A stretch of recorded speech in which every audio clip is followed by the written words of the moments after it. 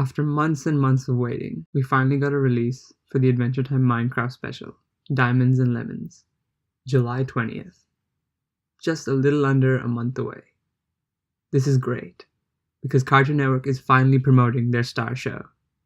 Now we still don't have a secure date for the finale, but as many of you have informed me in the comments, the most likely release date is going to be in August, which is really great to hear. I'm super excited, and I can't wait. Now, on to today's episode.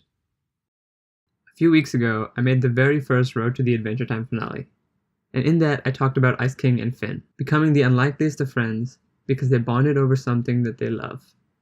Well, it really seems that these later episodes are really fleshing out the Ice King's character and his relationships, because in this episode, Always BMO Closing, we get to see Ice King and BMO as we have never seen before, and I think it's the cutest thing.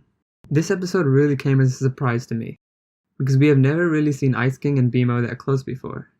But this episode, they're acting like real friends. The episode's title is a spin on words of the popular phrase, always be closing, used to describe sales strategy, as this is exactly what the two are doing in this episode. They're door salesmen. The episode starts with no real explanation on their friendship, or why they suddenly decided to be door-to-door salesmen.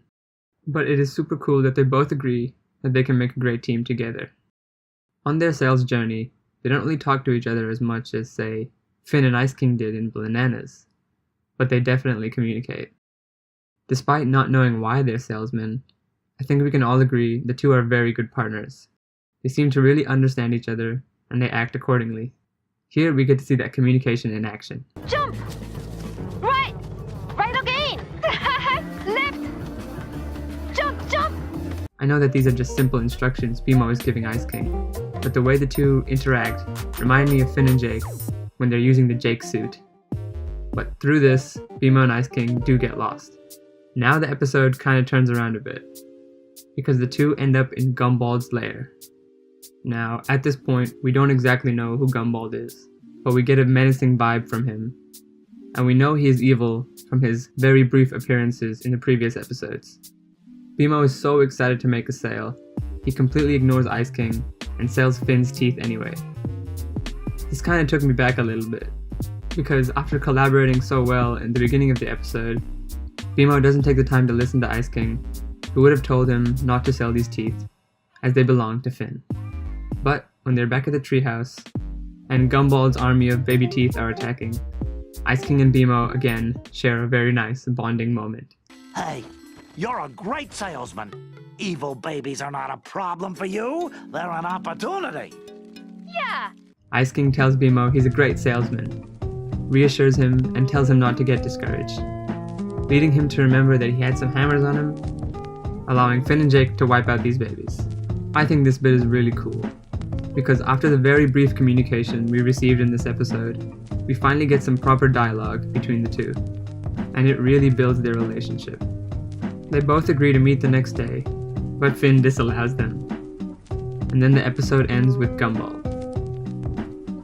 Ice King and BMO didn't really connect on the level that we saw Finn and Ice King connect, but we did see them share an experience like no other. We can tell from this episode that both of them really get each other, and because of this, they can work together in a way that not many people could. Ice King is really special. Though he may have some quarrel with Princess Bubblegum, he shares a special connection with Finn and now BMO as well. Because of this, I really don't think he'll be fighting on Gumbald's side in the war. In the end, BMO and Ice King are not so different. They're both a little weird and very misunderstood. And that's what I believe brings them together.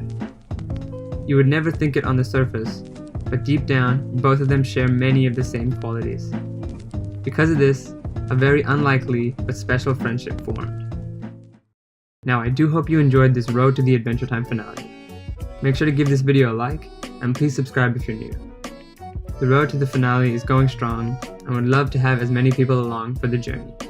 I hope you all have a wonderful day, and until next time.